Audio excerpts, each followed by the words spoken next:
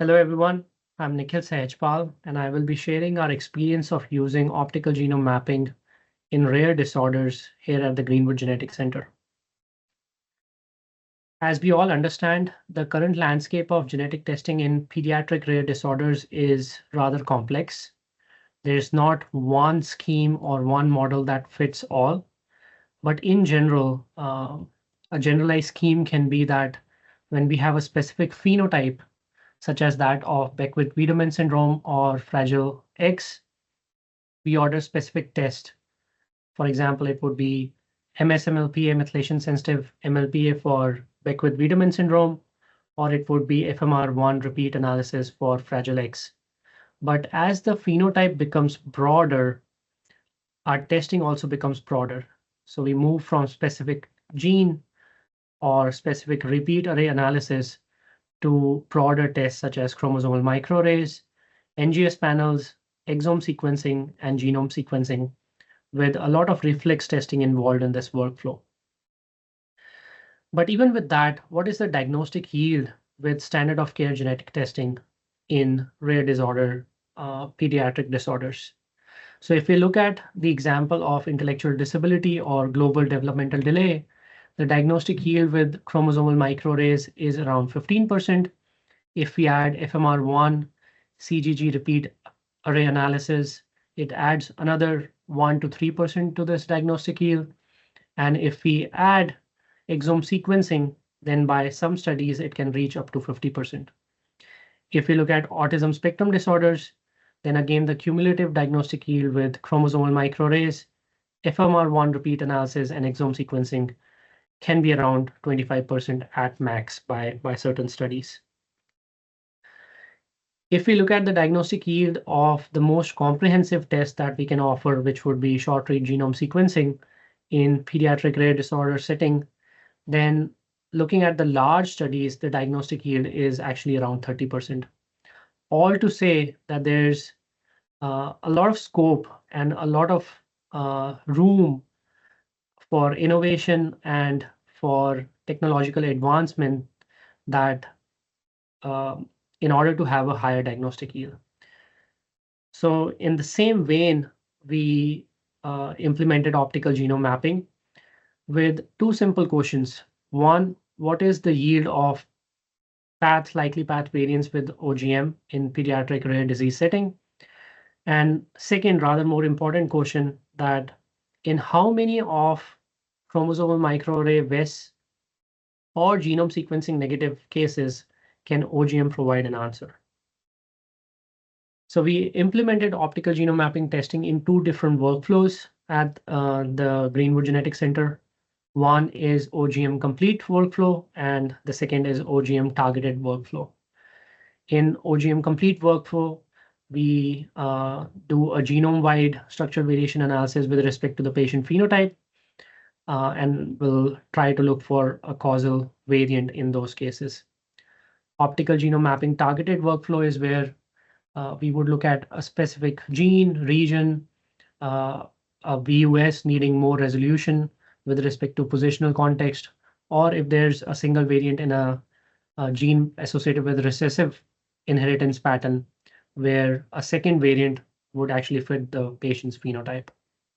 So I'll share a few examples from both of these workflows, and I'll start with optical genome mapping complete workflow. So case one here is a 27-year-old female. The clinical presentation includes developmental delay, autism, bipolar disorder, and ADHD. The previous testing done over the years here at the Genetics Center included FMR1 analysis, which was normal, CMA analysis, which was normal, whole exome sequencing reported a likely path heterozygous variant in NR-CAM gene, which is associated with autosomal recessive neurodevelopmental disorder with neuromuscular and skeletal abnormalities, but no second hit was identified in this gene. Upon OGM testing, we identified a partial gene deletion of CHD7, and variants in CHD7 are associated with autosomal dominant CHARGE syndrome or hypogonadotropic hypogonadism type 5. Now, loss of function variants are consistent with CHARGE syndrome, so this deletion that we see is most consistent with charge presentation. What was interesting was that this variant was only identified at a 9% mosaic level, and this is primarily the reason that it was missed in previous testing. Given it was such low mosaic variant, we wanted to confirm with an alternate method. So we performed long-range PCR followed by Sanger sequencing, and we could resolve this deletion to base pair resolution. As I mentioned, the low-level mosaicism was the reason that this was missed. So we went back to the chromosomal microarray data. And what I'm showing here is the CHD7 gene. And you can see in the CN track and in the B allele frequency track, there's hardly any evidence for deletion over the CHD7 gene. But if you really strain your eyes, you can see there's a slight dip here in the B allele frequency track, but it is not possible for the software to call this deletion, and it would be unreasonable to expect that the software will call it and the analyst would pick this up. So the higher depth of coverage that is achievable with every case that you do with optical genome mapping. So we perform optical genome mapping at a depth of around 240x, a minimum depth of 160x is the primary reason that this variant was captured in this patient, which explains the presentation that was the reason for referral for testing. Case 2 here is this large family that has been followed at the Genetics Center for years. There are 7 affected family members with split hand-foot malformation with or without hearing loss. The previous testing included chromosomal microarray and whole exome sequencing, which were non-diagnostic. So in this case, what we identified was a complex rearrangement on chromosome 7, which overlapped the DLX5, DLX6 gene locus. One point to note here is that with this rearrangement, none of these genes are disrupted. So the rearrangement overlaps these genes, but does not directly disrupt these genes. The region is very interesting. So the region was also characterized here at the Genetics Center with collaboration with outside institutions. And what I want to draw your attention to is this illustration here on the left, and I'm pointing towards the DLX5, DLX6 genes. And what we know of is that the enhancers upstream of this gene, one close to the DSS1, and then as you keep on going proximal region of this gene, there are these different enhancers which actually regulate the expression of the DLX5, DLX6 gene in different tissues. So what we know is that the enhancer proximal to the DSS1 gene is associated with craniofacial defect. The enhancers in SLC25A13 gene are associated with hearing loss, and the enhancers in the DYNC1I1 gene are associated with split hand, split foot malformation.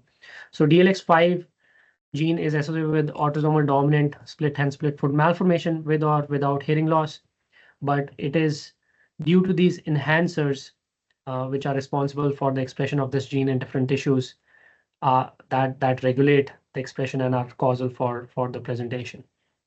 So what really happens with this rearrangement is I have shown the normal setup where the DLX5, DLX6 gene are and the upstream enhancers, and the bottommost illustration is that of this patient.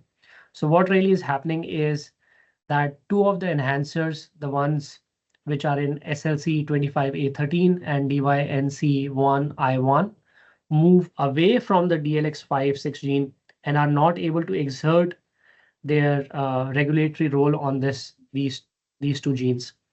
And that is the reason that the family here presents with split hand, split foot, and hearing loss. The enhancer, which is responsible for the craniofacial defect, remains in close proximity to DLX5, and that is the reason that there's no craniofacial defect noticed in this family. So really the very interesting case here where the mechanism is just the positional context of these genes. Because of the positional rearrangement, that the gene has moved away from the enhancers and is responsible for the phenotype. I'll move to the second workflow, which is optical genome mapping targeted. And case one here is this 3-year-old girl, which has normal development, has her father carries a exon 10 to 30 deletion in the DMD gene, which would be consistent with Becker muscular dystrophy. So as a confirmatory test, chromosomal microarray was performed on this girl. And then just for the background, DMD is a large gene. The deletion and duplications in this gene needs to be characterized.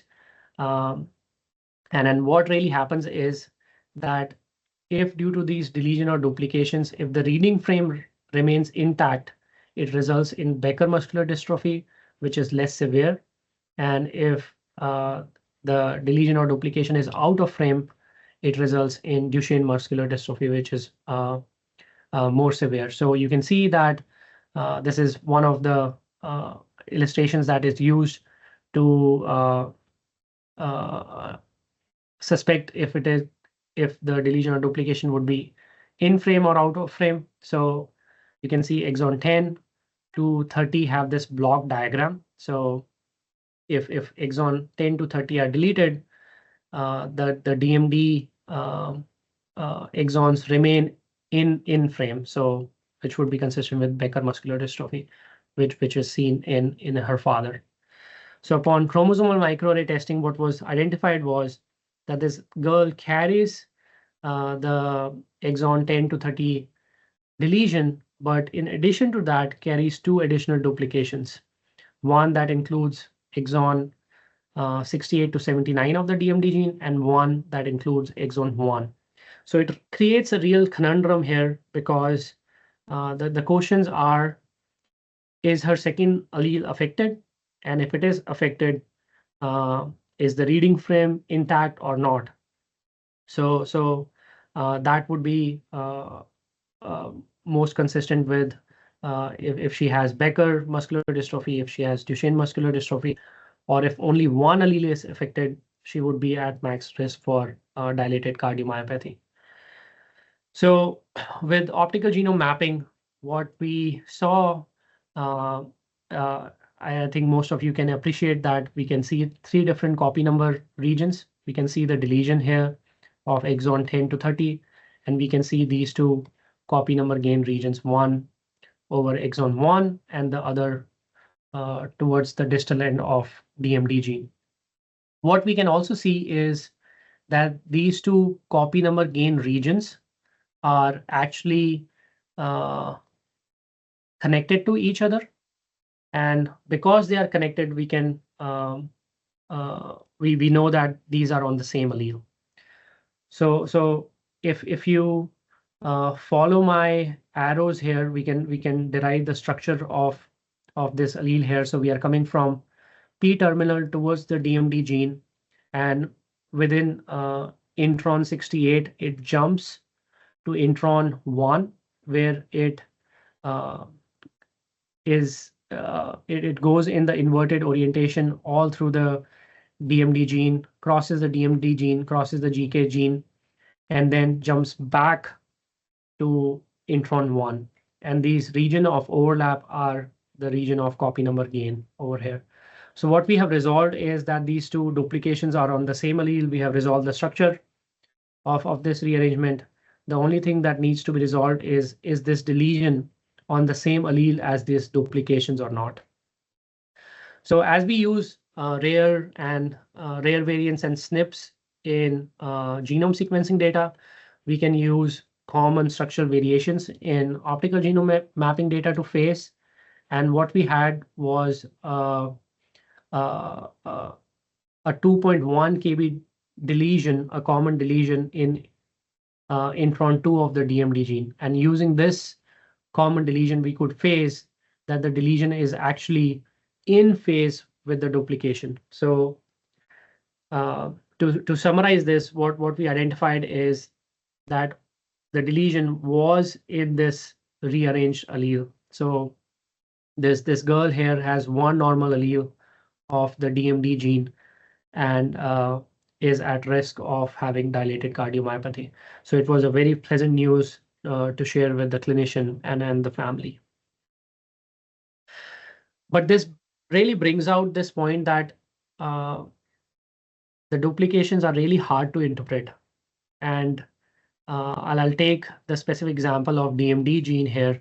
So 12-year-old male, a clinical history of Duchenne or Becker muscular dystrophy, has exon 2 duplication.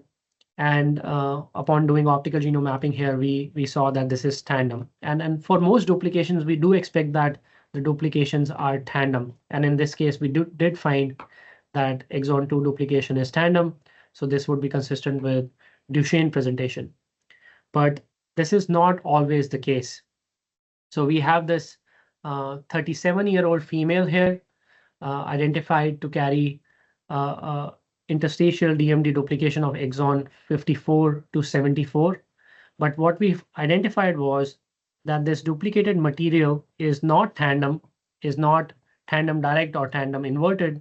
It is actually inserted some 3 megabases upstream of the DMD gene in this region, where there's a little more complexity that it results in a gain of this region as well.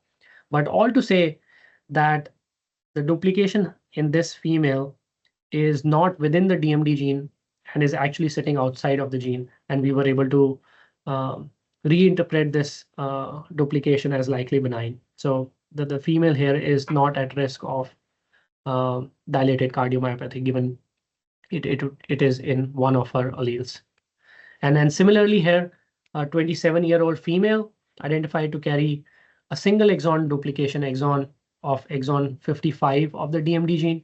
And what we identified was that this duplicated material is again inserted elsewhere in the genome in this intergenic region. So again, we were able to reclassify this single exon duplication from VUS to likely benign. And again, this is very important when the family plans to have a baby, and especially in respect to if the baby is a male, then the male is actually not at risk of Becker or Duchenne muscular dystrophy because the DMD gene is intact on both of our alleles. So the last case that I have here is this 13-year-old girl has a very complex developmental history. At birth, she was admitted to NICU for 2 weeks for high drops, respiratory distress, and pleural effusion, had atrial septal defect.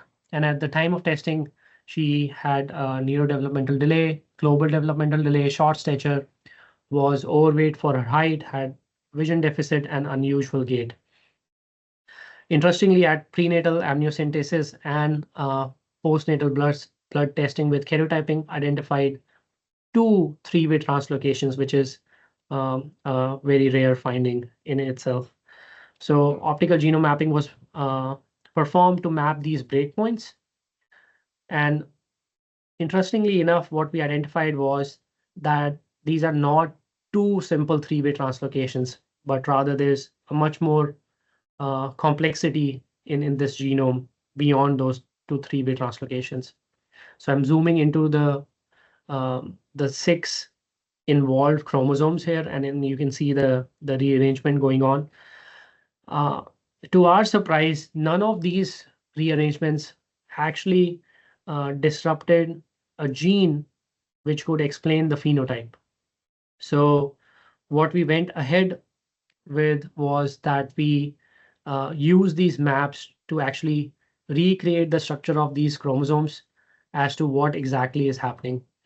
And the maps actually become very intuitive, and you can actually form the rearranged chromosomes in its entirety using these maps. So I'm sharing like different views of how these chromosomes are rearranged. And then finally, if we go chromosome by chromosome, this is the whole chromosome 1, 3, 4, 6, 9, and 10. And what we really believe here is what is the cause of the presentation in this girl is not a single gene effect, but it is rather this complexity and the positional effect of these rearrangements that is influencing not just one, but probably more than one gene that is causing this presentation. And I know that we do not have time to discuss chromoemergenesis in the brief time that we have today, but there are only very limited number of cases reported with constitutional chromothripsis or chromoplexy, and this certainly is one of those cases. And the number of breakpoints identified in this case are actually 25, which is amongst one of the highest number of breakpoints identified in constitutional chromothriptic chromoplexy type of events. So a very interesting case, which we are still further investigating, but what we really think is that it is the positional effect influencing one or more than one gene, which is causing the phenotype. So to conclude, I'll go back to the questions that I initially posed, that in how many cases optical genome mapping can provide a path or likely path variant. And in our experience, it is 20%. Although I would say that our cases are biased because most of our cases have had comprehensive previous genetic testing, which includes, in most of the cases, at least one of the CMA, WES, or genome sequencing test. But narrowing down to the second question, which is much more specific and important, as to in how many cases optical genome mapping can provide an answer where it was not achieved with CMA plus WES or genome sequencing workflow. And it is, in our experience, around 12% with the number of cases that we have tested so far, which is 8 out of 65 cases. But I've tried to narrow this down, that especially in 3 out of 65 cases, we had absolutely no indication with the previous testing, whereas in 5 out of those cases, we had a VUS, but it could not be upgraded to a path or likely path variant without the positional context. So there are different ways to look at these numbers, but it is certainly 5 to 12% that you can expect to find an answer with optical genome mapping in cases which remain unsolved with previous CMA plus WES or genome sequencing testing. And really, to summarize, I think OGM should replace chromosomal microarrays in workflows that follow chromosomal microarray plus WES model. I think optical genome mapping provides much more information than what a chromosomal microarray can provide. We really think that optical genome mapping should be used to characterize known cases with balanced translocations. Two-way translocations are, in our experience, are not balanced two-way translocations. They are three-way, four-way translocations, and sometimes they are not balanced. So one, it is important to map the breakpoints with these balanced translocation cases, but second, to resolve the complexity. And I hope it was clear through that example that these are not always simple translocation cases. OGM should be used to gather positional information in cases where there is suspicious duplications. And then this point can be debated which those duplications would be. But I think positional information is really important in when you identify a VUS a duplication or a duplication which actually is not consistent with the presentation that you are seeing.